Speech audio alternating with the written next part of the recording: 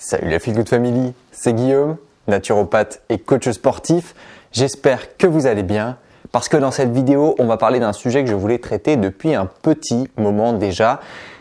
Il s'agit du fromage. En bon français, ça c'est un sujet qui revient toujours sur le tapis. Est-ce que le fromage, c'est vraiment bon pour la santé? Est-ce que c'est pas bon? Quelle quantité, lesquelles il faut privilégier? Il y a plein de questions sur le fromage, il y a plein de débats aussi parce qu'il y a plein de questions qui ne sont pas vraiment tranchées aujourd'hui encore. Alors je vous proposais que dans cette vidéo, on fasse ce bilan-là. Je vous ai même fait des petits dessins pour l'occasion, donc s'il vous plaît, profitez.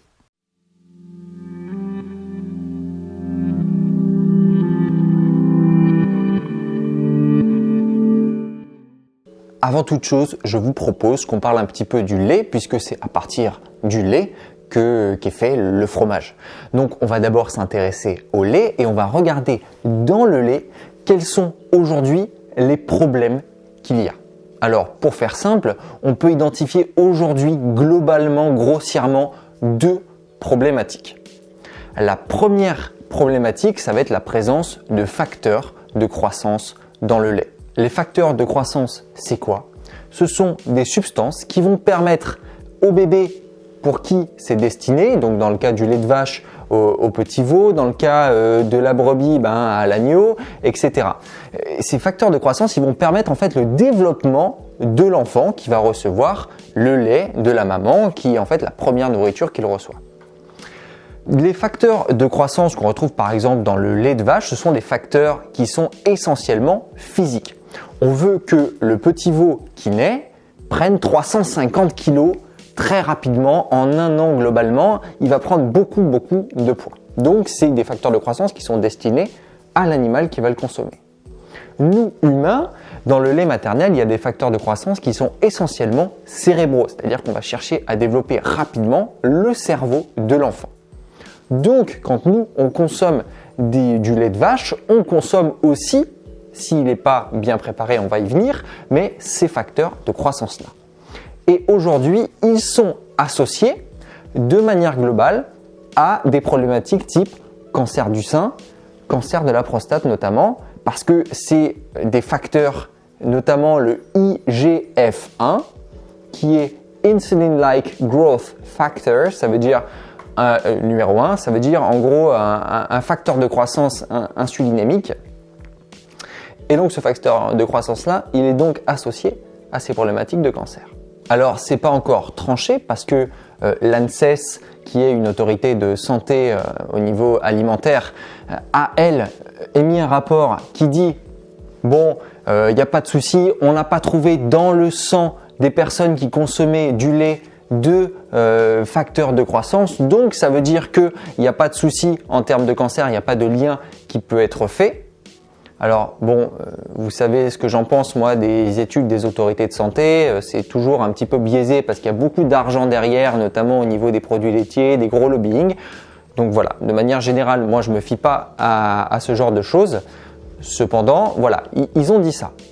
Sauf que, comment est-ce que ça passe dans le sang? Les facteurs de croissance, ça passe à travers les intestins. Donc plus les intestins sont poreux, plus ils laissent passer de choses.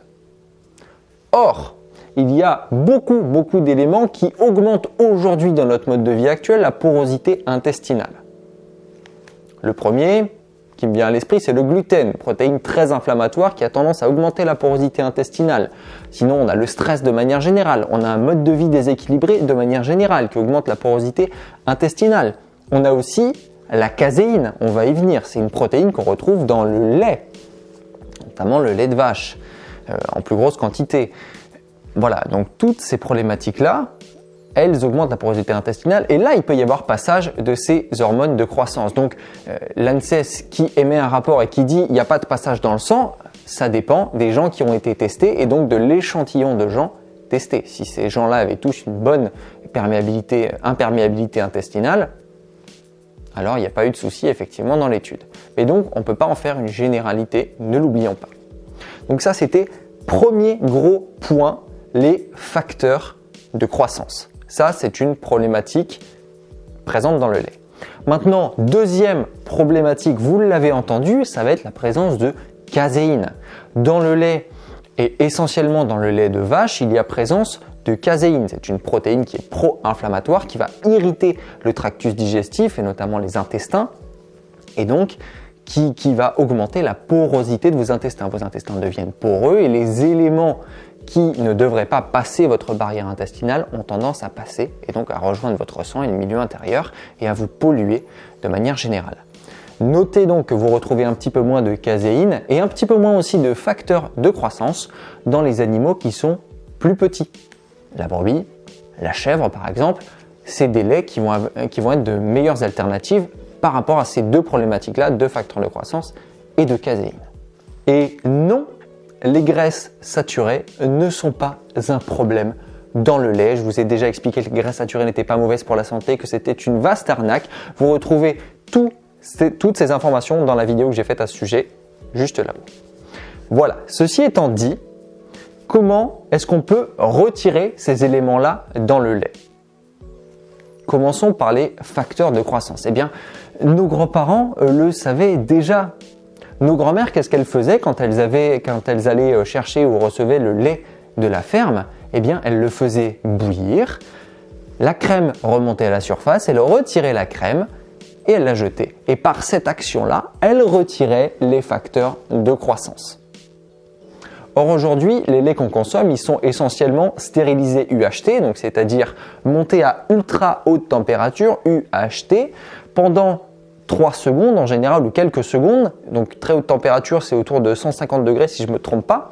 Sauf qu'en fait ça ne détruit pas les facteurs de croissance. Ça détruit uniquement les germes et bactéries pathogènes potentiels. Et la pasteurisation, c'est la même chose. Ça ne détruit pas les facteurs de croissance. Donc les laits que l'on consomme aujourd'hui sont toujours riches de facteurs de croissance. Ensuite, pour ce qui est de la caséine, bien la caséine, elle est présente dans le lait, on ne l'enlève pas, à moins de consommer du ghee, du beurre clarifié. Je vous ai fait une vidéo pour faire votre propre beurre clarifié juste ici. Il y aura toujours plus ou moins présence dans les produits laitiers de caséine, parce que du moment qu'il y a de la protéine, il y a de la caséine.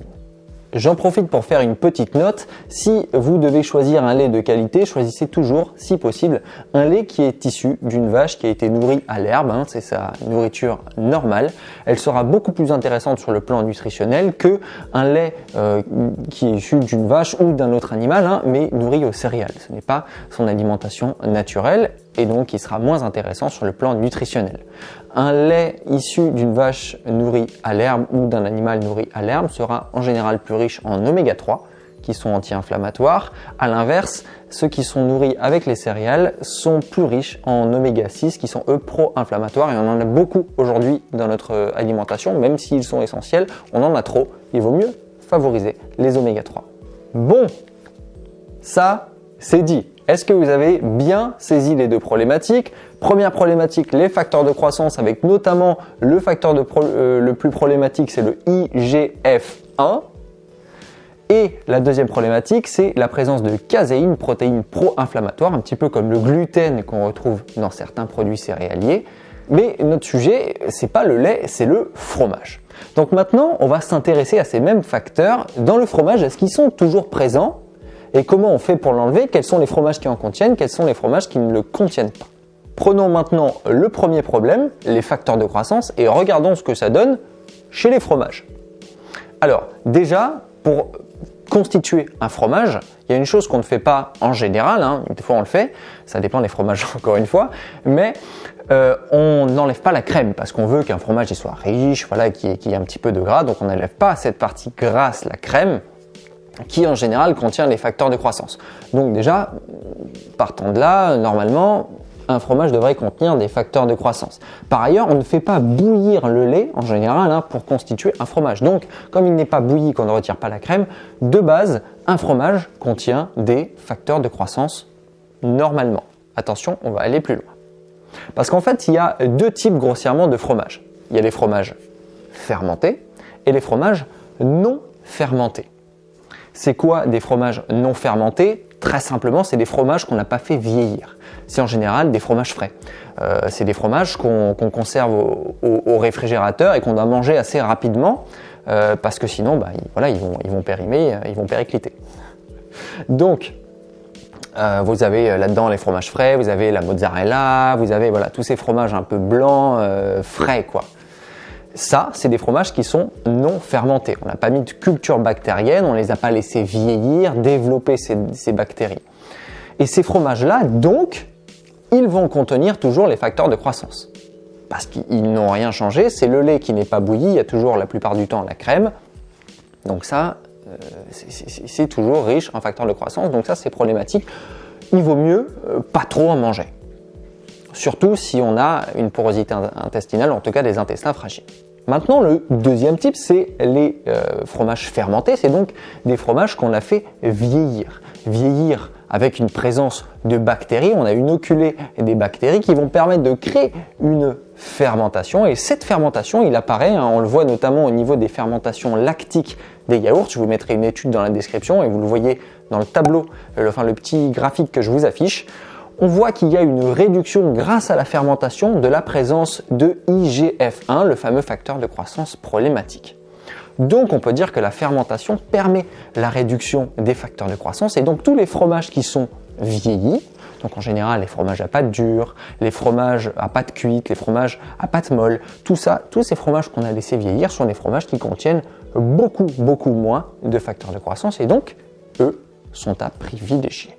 En plus de ça, ce processus de fermentation crée, vous connaissez, des probiotiques. Ce sont des bonnes bactéries, des bactéries qui vont agir en faveur de votre microbiote intestinal. Et donc, c'est vrai qu'en mangeant ces fromages, on peut bénéficier en plus de ces probiotiques.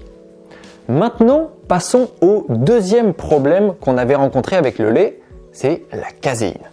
Est-ce que dans le fromage, on retrouve, à l'issue du processus d'affinage, du coup, puisque c'est cela qui nous intéresse, est-ce qu'on retrouve de la caséine?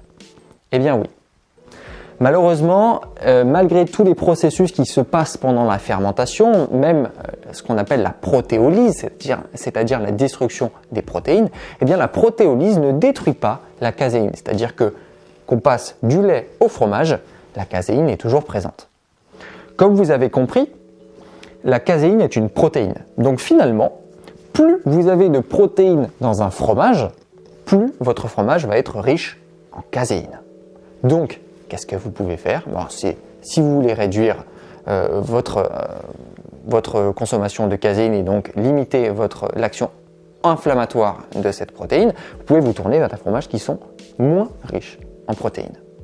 Et il apparaît que parmi tous les fromages affinés, les fromages vieillis, fermentés, en général, ceux qui en contiennent le moins, ce sont les fromages à pâte molle, type camembert, brie, voilà. Tout ça, c'est des fromages à pâte molle, qui peuvent avoir croûte fleurie ou pas, enfin bref, on ne va pas rentrer dans les détails, mais ces fromages-là contiennent donc moins de caséine. Donc idéalement, un fromage idéal, entre guillemets, sur le plan nutritionnel, c'est quoi? C'est un fromage affiné qui va avoir moins de protéines. Donc, un camembert, c'est plutôt pas mal. Maintenant, il y a l'histoire du fromage au lait cru et du fromage pasteurisé. Ça, c'est le dernier point. C'est pas un problème en tant que tel, mais c'est intéressant de se poser la question, est-ce qu'il vaut mieux un camembert au lait cru ou est-ce qu'il vaut mieux un camembert au lait pasteurisé? Eh bien, la seule vraie différence finalement, ce qu'apporte la pasteurisation, c'est la destruction des germes et bactéries potentiellement pathogènes en présence dans le produit final, en présence dans le lait. Donc en fait, finalement, dans un fromage au lait pasteurisé, on réduit le risque de tomber sur un germe pathogène type salmonelle par exemple. Cependant, vu que c'est un processus thermique, la pasteurisation, on va faire chauffer le lait, qu'est-ce qu'on perd? Évidemment, beaucoup de bonnes choses qui sont présentes naturellement dans le lait, finalement on le tue pour en faire un fromage derrière. Alors qu'un fromage au lait cru sera beaucoup plus riche en ses éléments vivants, en ses minéraux, vitamines qu'il peut contenir naturellement et donc sera plus intéressant sur le plan nutritionnel. Donc, au final, qu'est-ce qu'on choisit? Idéalement, un camembert au lait cru pour les gens qui n'ont pas peur des intoxications et puis un camembert éventuellement au lait pasteurisé pour les femmes enceintes par exemple qui sont plus fragiles ou en tout cas qui devraient éviter tout problème potentiel de pathogène. Voilà, maintenant vous avez la réponse. Alors bien sûr, rassurez-vous, ici ce que je vous présente c'est l'idéal nutritionnel. Voilà, j'ai pris tous les petits éléments, je suis allé vraiment dans le détail et j'ai juste donné ce qui était le mieux et ce qui semblait le mieux par rapport à ces éléments-là de santé qu'on connaît. Maintenant, si vous aimez certains fromages, profitez-en. Évidemment, c'est très très important. Le plaisir alimentaire, c'est vraiment extrêmement important. Cependant, comme toujours, la voie du milieu prime. Choisissez toujours la modération. On n'en prend pas beaucoup, on aime ça, on se le garde de temps en temps. Moi personnellement, j'aime beaucoup le fromage, j'en mange une fois par semaine, parfois moins, parfois plus. Voilà, ça dépend. Mais choisissez toujours idéalement un fromage qui n'est pas de mauvaise qualité. Quand on veut se faire plaisir, on essaie de trouver un fromage qualitatif. Voilà, c'est tout. C'est le plus important et finalement, c'est ce qui est à retenir de cette vidéo. Voilà la Feel Good Family, j'espère que vous aurez apprécié cette vidéo, qu'elle n'aura pas été trop complexe et que j'aurai réussi vraiment à synthétiser toute cette affaire des produits laitiers qui est un petit peu complexe quand même qu'on se le dise. En tout cas, dites-moi ça dans les commentaires, je me ferai un plaisir de vous lire et de savoir ce que vous en avez pensé. Si derrière vous avez encore des questions, mettez-les aussi dans les commentaires, c'est toujours avec grand plaisir que je vous réponds. Si cette vidéo vous a plu, n'hésitez pas à lâcher comme d'habitude un gros pouce bleu en bas. Vous savez que ça me fait extrêmement plaisir et que ça m'aide énormément à développer cette chaîne à laquelle je vous invite comme d'habitude à vous abonner en cliquant sur le petit bouton juste sous la vidéo. N'oubliez pas non plus la petite clochette qui se trouve juste à côté si vous voulez être notifié à chaque fois qu'une nouvelle vidéo sort. Je vous laisse mes réseaux sociaux comme d'habitude dans la description. Partagez cette vidéo autour de vous. Moi d'ici là, je vous dis à la prochaine. Prenez soin de vous.